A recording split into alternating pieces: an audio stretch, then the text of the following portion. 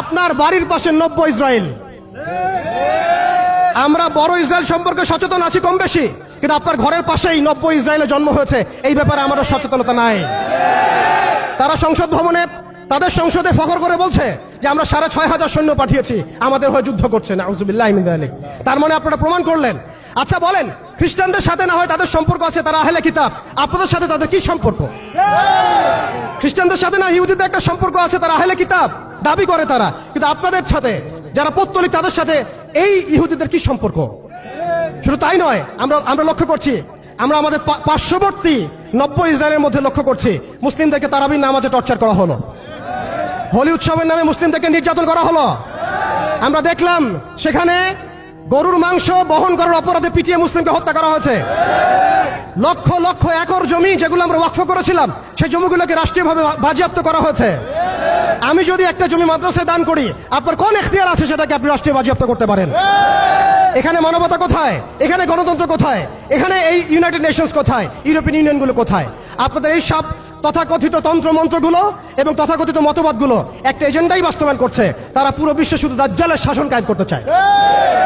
এখন মুসলিম ভাইরা, সর্বশেষ কথা হচ্ছে, আমরা উদাত্তভাবে আহ্বান জানাবো, আপনি যে কোনো ধর্মের হন, যে কোনো বর্ণের হন, আপনি যে কোনো ভাষার হন, যে কোনো জাতির হন, আপনি জালেমের পক্ষ নিয়েন না, মাজলুমের পক্ষ নেন।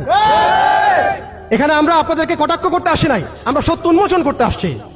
আপনি জালেমের পক্ষ নিয়েন না, মাজলুমের পক্ষ নেন। আল্লাহ চান তো কোনো না কোনোদিন আল্লাহ আপনাকে হেদায়েত দিবেন ইনশাআল্লাহ। আপনি মানবতার দাবি থেকে এই জায়গায় দাঁড়ান। এই অবস্থা যখন চলছিল তখন কি আমরা ঘুমিয়েছিলাম? উত্তর না। বিগত 100 বছর আমরা ঘুমিয়ে থাকি নাই, সবাই চেষ্টা করেছে কম বেশি, কিন্তু এইসব তন্ত্রমন্ত্রের জালের মধ্যে পড়ে, এইসব তন্ত্রমন্ত্রের গোলকধাঁধায় পড়ে, এইসব নৈতিকতার অবক্ষয়, ইমানের দুর্বলতা, হারাম খাওয়া, সুদে লিপ্ত হওয়া, আমাদের এই মাদক, এই জেনা, এই ফ্রি মিক্সিং, এই পর্নোগ্রাফি, এই সমস্ত কিছুর মধ্য দিয়ে আজকে আমরা আমাদের সেই ইমানি জজবাকে হারিয়ে ফেলেছি। এখন সময় হচ্ছে সেই জজবাকে আবার ফিরিয়ে নিয়ে আসা।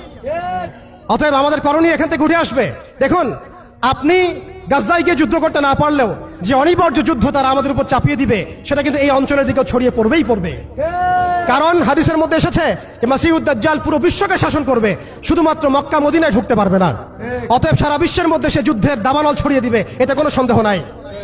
আপনি খেয়াল করে দেখেন, আফ্রিকার কন্টিনেন্ট, ইয়েমেনের কন্টিনেন্ট, আরাবিয়ান কন্টিনেন্ট এবং আমাদের এই আঞ্চলিক কন্টিনেন্ট, প্রত্যেকটা কন্টিনেন্টের মধ্যেই তারা যুদ্ধ ছড়িয়ে দিয়েছে।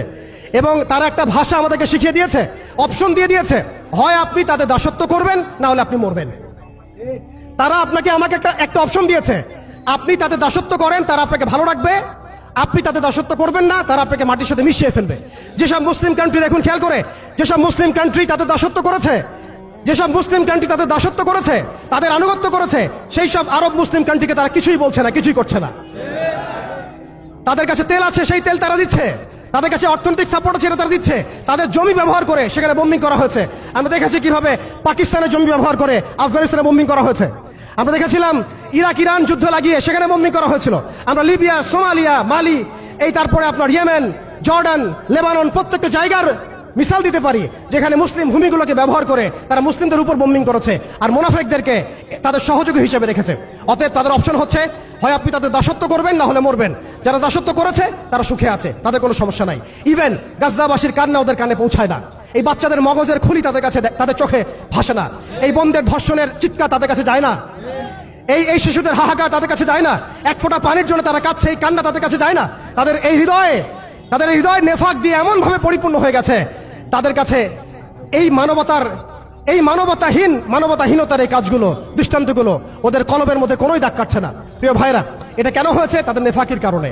অতএব আপনি যদি দাসত্ব করেন, নেফাকিতে চলে যান, আপনারও কোনো সমস্যা হবে না। কিন্তু আমি অনেস্টলি প্রশ্ন করতে চাই, আপনার মধ্যে কি আল্লাহর ভয় নাই? আপনার আমার মধ্যে কি কাল কিয়ামতের মাঠে জবাবদিহিতার ভয় নাই? আপনি আমি কি লা ইলাহা ইল্লাল্লাহ বিশ্বাস করি না? আপনি আমি কি মুহাম্মদুর রাসূলুল্লাহ বিশ্বাস করি না? আপনি আমি কি মুহাম্মদ রাসূলুল্লাহর উম্মত নই? অতএব আমরাও কখনোই কারো দাসত্বের দিকে যাব না ইনশাআল্লাহ। আমরাও ইনশাআল্লাহ তাআলা কোশ্চেনকালে এই জায়নিস্ট মুভমেন্টের, এই পশ্চিমাদের, এই দাজ্জালের অনুসারীদের দাসত্বের মধ্যে কখনো যাব না ইনশাআল্লাহ। তারা আমাদেরকে অপশন দিয়েছে, হয় দাসত্ব করো, না হলে মরো।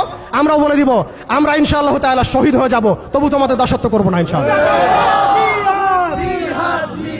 দাসত্ব না, স্বাধীনতা।